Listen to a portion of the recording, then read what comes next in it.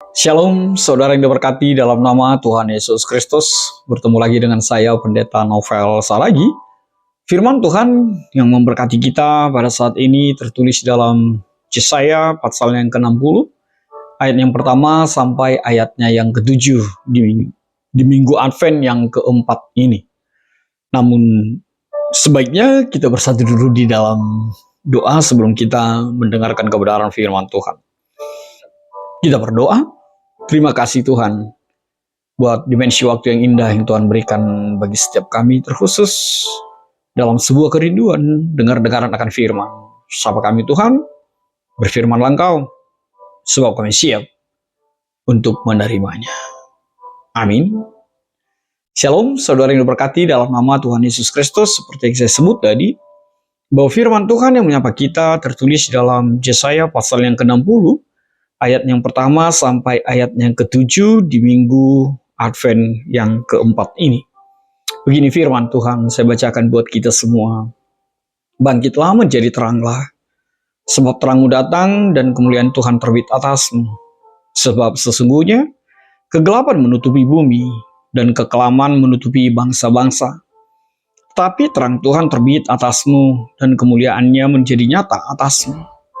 Bangsa-bangsa berduyun-duyun datang kepada terangmu, dan raja-raja kepada cahaya yang terbit bagimu. Angkatlah mukamu, dan lihatlah ke sekeliling, mereka semua datang berhimpun kepadamu. Anak-anakmu laki-laki datang dari jauh, dan anak-anakmu perempuan digendong. Pada waktu itu engkau akan heran melihat dan berseri-seri, engkau akan tercengang dan akan berbesar hati. Sebab kelimpahan dari seberang laut akan beralih kepadamu, dan kekayaan bangsa-bangsa akan datang kepadamu. Sejumlah besar unta akan menutupi daerahmu, unta-unta muda dari Median dan Eva. Mereka semua akan datang dari Sheba, akan membawa emas dan kemenyan, serta memberitakan perbuatan masyhur Tuhan. Segala kambing domba Kedar akan berhimpun kepadamu, domba-domba jantan Nebayot akan tersedia untuk ibadahmu. Semuanya akan dipersembahkan di atas mezbahku, sebagai korban yang berkenan kepadaku, dan aku akan menyemarakkan rumah keagunganku. Demikian firman Tuhan. Saudara yang diberkati dalam nama Tuhan Yesus Kristus, sahabat terbaik dalam kasih Tuhan. Firman Tuhan pada saat ini mengajak kita untuk bangkit dan menjadi terang. Benar, itu mungkin menjadi sesuatu yang hanya gampang untuk diungkapkan bagi sebagian orang dalam kehidupan ini. Kenapa saya memakai kata sebagian orang? Sebab sejatinya sama seperti apa yang dialami oleh bangsa Israel ketika itu, dan mungkin dialami oleh orang-orang juga di sekitar kita. Apa itu seperti yang dikatakan oleh ayat yang kedua itu? Sebab sesungguhnya kegelapan menutupi bumi, dan kekelaman menutupi bangsa-bangsa. Artinya apa? Bangsa Israel juga ketika itu sedang mengalami pergolakan, sedang mengalami ketidakpastian, sedang mengalami pergumulan. Bahkan digambarkan kegelapan itu melingkupi bangsa-bangsa. Tapi hal yang luar biasa adalah ketika Allah memakai Yesaya untuk menyatakan kebenaran firman Tuhan ini. Justru firman Tuhan datang menjadi kekuatan bagi Yesaya dan untuk setiap kita dan juga bangsa Israel ketika itu, untuk tidak terpuruk, untuk tidak terhempas, atau bahkan tidak mampu menjalani hari-hari kehidupan. Itulah sebabnya firman Tuhan mengatakan, dan sangat luar biasa bagi setiap kita yang mungkin saat ini terpuruk, terhempas, menjalani kehidupan ini, firman Tuhan menjadi kuatmu, menyapamu. Bangkitlah dan menjadi teranglah. Saudaraku, di dalam nama Tuhan Yesus Kristus, sahabat terbaik dalam kasih Tuhan, di mana kita melihat kekuatan kalimat itu? Ketika justru tema kita mengatakan, bangkitlah menjadi terang. Firman Tuhan menyapa kita pada saat ini. Apa itu? Ayat yang kedua B mengatakan, tetapi terang Tuhan terbit atasmu, dan kemuliaannya menjadi nyata atasmu. Artinya apa? Terang yang kita pancarkan bersumber dari terang dan kemuliaan yang datang dari Allah Bapa itu sendiri. Maka kita bisa bangkit dan menjadi terang dalam menjalani kehidupan ini. Saudaraku, sahabat terbaik dalam kasih Tuhan, Yesaya 60 adalah termasuk bagian akhir dari kitab Yesaya. Diperkirakan ditulis setelah pembuangan di Babel sekitar tahun 540 hingga 530 sebelum Masehi. Dan ini adalah masa ketika bangsa Israel kembali ke tanah air mereka setelah mengalami pengasingan dan keterasingan. Namun kita melihat secara konteksnya bahwa setelah kembali dari pembuangan, bangsa Israel menghadapi banyak tantangan, termasuk kebangkitan musuh-musuh dan situasi yang sangat sulit dalam membangun kembali masyarakat dan bait suci ketika itu. Mereka mengalami kekecewaan, bahkan tidak sedikit yang meragukan akan janji-janji Allah untuk menghadirkan pemulihan itu di dalam kehidupan mereka. Dan disinilah Yesaya 60 adalah sebuah nubuatan yang berfokus pada pemulihan, pengharapan, dan kedatangan kemuliaan Tuhan Allah itu. Maka saudaraku dalam kasih Tuhan, sahabat terbaik dalam kasih Yesus, apa yang menjadi penegasan melalui nats kita pada saat ini? Hal yang pertama, panggilan untuk bangkit. Umat Israel diajak untuk bangkit dari kegelapan dan menjadi terang itu. Artinya apa? Di dalam Tuhan selalu ada harapan baru. Di dalam Tuhan, di tengah kesulitan dan penderitaan itu, tapi di dalam Tuhan pengharapan itu selalu ada dan nyata. Yang kedua, kedatangan terang Tuhan itu menjadi penegasannya. Artinya apa? Artinya terang Tuhan itu dipastikan akan datang. Terang yang datang dari Tuhan itu tidak lain adalah melambangkan kehadiran dan kemuliaannya terjadi dan hadir di tengah-tengah kehidupan kita. Artinya apa? Yesaya mau mengatakan bahwa Allah lah sumber kehidupan itu. Allah lah sumber terang itu. Dan Allah lah sumber pengharapan yang menuntun setiap umatnya keluar dari kegelapan. Lalu apa yang berikut, yang ketiga, menjadi penegasan natsnya? Panggilan untuk menjadi terang bagi bangsa-bangsa. Umat Israel dan kita dipanggil untuk menjadi saluran berkat bagi bangsa-bangsa lain. Artinya apa? Terang yang bersinar dari bangsa Israel, dari kita, itu akan menarik orang-orang dari berbagai suku bangsa yang lain untuk datang dan lebih mengenal lagi siapakah Allah kita yang kita sembah sebagai sumber terang di tengah-tengah kehidupan kita. Lalu apa yang keempat?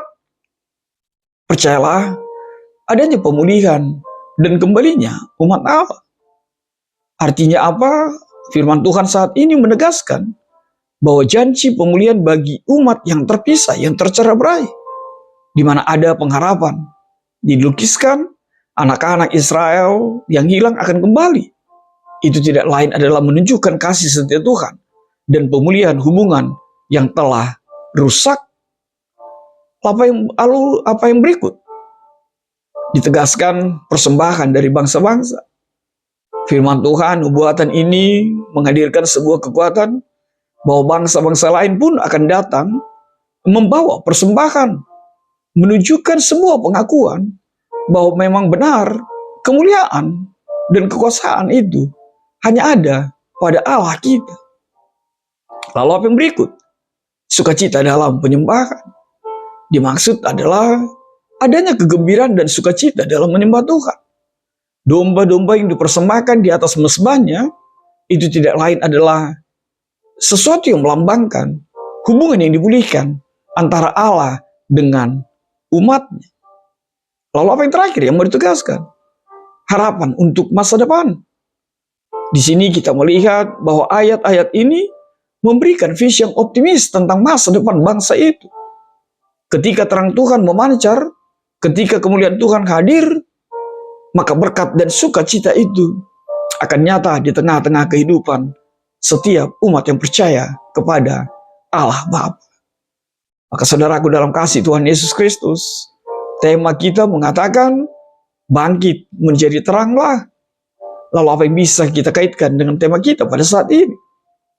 Hal yang pertama tentu saja, bangkitlah dan jangan terpuruk, terhempas. Tapi bangkit, berdirilah, dan raihlah masa depan dan sukacitamu bersama dengan Allah Bapa yang kau sembah di dalam Yesus Kristus. Artinya apa? Kita diundang untuk mengambil tindakan dan menjalani kehidupan yang memancarkan terangnya. Lalu apa yang kedua? Terang itu bersumber dari Tuhan. Artinya apa? Terang yang dinyatakan di dalam ayat ini adalah tanda kehadiran dan kemuliaan Tuhan. Sejatinya, saat kita bangkit dan menerima terang itu, maka kita menjadi saksi akan kebenaran, akan terang itu di tengah-tengah dunia ini.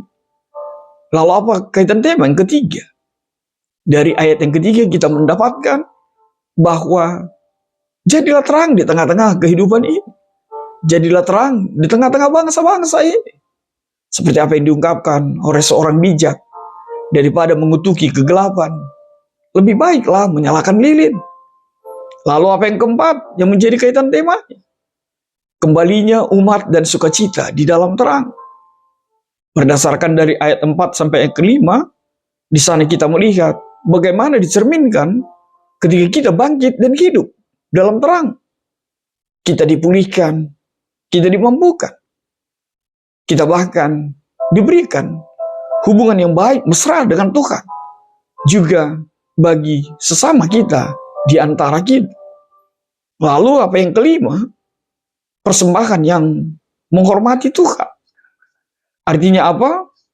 Ayat 6 dan ayat yang ke-7, kita melihat bahwa ada sebuah situasi bagaimana gambaran bangsa-bangsa datang membawa persembahan itu. Artinya apa? Persembahanmu biarlah menjadi gambaran bagaimana pengenalan dan hormatmu kepada Allah yang memulihkan dan mengantarmu ke masa depanmu. Lalu apa yang berikut? Bangunlah komunitas yang hidup di dalam terang. Jangan pernah membangun komunitas untuk saling menenggelamkan, memberikan kegelapan. Tapi hadirlah dan hiduplah di tengah-tengah komunitas yang memancarkan terang itu. Sehingga semakin lagi lah, makin luaslah, semakin besarlah terang itu di tengah-tengah kehidupan ini. Lalu apa yang terakhir? Jadikanlah harapan itu menjadi nyata di tengah-tengah sekitar kehidupanmu. Artinya apa? Setiap kita dipanggil untuk menghadirkan, untuk menyatakan, bahkan untuk hidup di dalam sebuah harapan, bahwa harapan kita di dalam Tuhan adalah sebuah kenyataan yang tidak terpikirkan di dalam kehidupan kita. Maka untuk menjadi dan menyatakan keharapan itu, penuhilah hidupmu dengan kasih, penuhilah hidupmu dengan kebaikan, hadirkanlah keadilan itu, sehingga orang lain pun terinspirasi oleh tindakan atau perbuatan yang kau lakoni di dalam kehidupan ini. Saudaraku yang diberkati dalam nama Tuhan Yesus Kristus, sahabat terbaik dalam kasih Tuhan. Lalu apa yang menjadi refleksi bagi kita? Hal yang pertama, benar, sekarang kita sedang mengalami keterburukan dan kegelapan itu. Kegelapan itu mungkin pribadi lepas pribadi, berbeda satu dengan yang lain. Tapi firman Tuhan di Advent yang keempat ini ingin menyatakan, bangkit dan keluarlah dari kegelapan itu. Jangan terpuruk dan jangan pernah menjadi lemah. Sebab janji Tuhan bagimu, kekuatanmu akan selalu diperbaharui sebagaimana burung rajawawi. Yang kedua, terimalah terang Kristus itu. Artinya apa? Melalui refleksi ini kita perlu merenungkan seberapa dalam kita menerima terang Kristus dalam hidup kita. Terang yang dimaksud adalah adanya kekuatan di dalam sukacita, adanya kekuatan di dalam pengharapan, bahkan hidup di dalam kedamaian itu. Lalu apa yang ketiga? Jadilah terang di tengah-tengah kehidupanmu. Terang bagi orang lain, terang bagi persekutuan lain. Sehingga seperti lagu anak sekolah minggu itu, terang di rumah, terang di sekolah, bla bla bla, dan selanjutnya dan selanjutnya, sehingga terang itu menguasai sekitar kehidupan kita. Lalu apa yang keempat? Siapkanlah hatimu sebagai persembahan yang sesungguhnya, yang seutuhnya di hadapan Tuhanmu. Lalu apa yang kelima? Hiduplah di dalam pengharapan, dalam pemulihan yang bersumber dari Allah itu. Situasi sulit apapun yang kau alami, keterhampasan apapun yang kau alami, keterasingan apapun, termarginalkan seperti apapun, tidak dianggap seperti apapun, kita diingatkan bahwa Tuhan dapat memulihkan.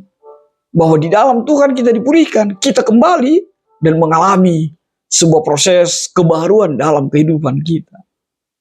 Lalu apa yang kelima? Keempat, ya, kehadiran dan penyertaan Tuhan.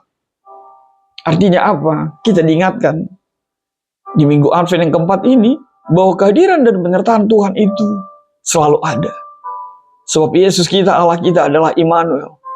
Selalu ada, omnipresent, menyertai dan memberkati setiap kita. Maka percayalah bahwa Allah itu Maha hadir dan menyertai setiap kita. Lalu apa yang terakhir? Jadilah kehidupan yang menjadi saksi Kristus di tengah-tengah kehidupan kita. Kita harus menjadi saksi. Kita harus membawa berita. Maka jadikanlah hidupmu sebagai gambaran kehidupan yang berpengharapan di dalam Kristus dan pengharapan yang penuh dengan kepastian. Amin. Tuhan memberkati kita bersatu dalam doa. Terima kasih Tuhan buat kebenaran firman-Mu. Biarlah firman-Mu menjadi kuat setiap kami, sehingga hanya firman-Mu yang memampukan kami menjadi terang, bersinar, dan bangkit melawan setiap bentuk-bentuk penindasan keterpurukan di dalam sebuah kekuatan yang bersumber dari Yesus Kristus, Tuhan dan Juru Selamat setiap kami. Amin.